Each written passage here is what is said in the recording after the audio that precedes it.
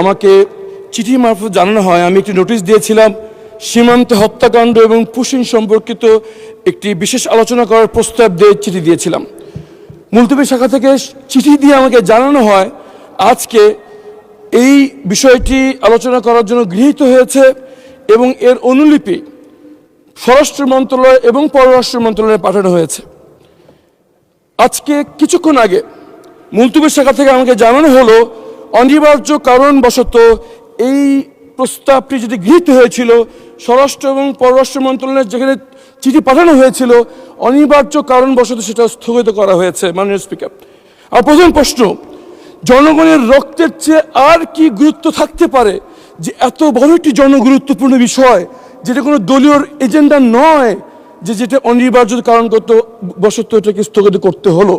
দ্বিতীয় প্রশ্ন, এটি যে স্থগিত হলো পরবর্তী কবে এটা আলোচনার জন্য নির্ধারিত হবে দয়া করে এই হাউসকে অবহিত করা হোক।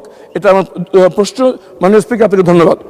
অসংখ্য ধন্যবাদ রাইট অনারেবল মেম্বার। নোটিশটা আমার সামনেও আছে। Since it has been accepted and স্থগিত করা হয়েছে, নিশ্চয়ই স্থগিত তো এটাকে স্থগিত মানে কি টেম্পোরারি একটা মেজার। সো আমি যতটুকু ধারণা করছি বাজেট অধিবেশন চলছে, আমাদের একটা টাইম ফ্রেমিং কনস্ট্রেনের একটা বিষয় আছে, মানি বিল পাস এবং অন্যান্য জিনিসগুলো। Of course it is very fundamental part. ইনশাআল্লাহ আমরা প্রত্যাশা করছি স্থগিতাদেশ প্রত্যাহারপূর্বক কোনো এক সময় আলোচনা হবে। অসংখ্য ধন্যবাদ মাননীয় সদস্য আপনাকে। Thank you so much. Please take your seat. Thank you.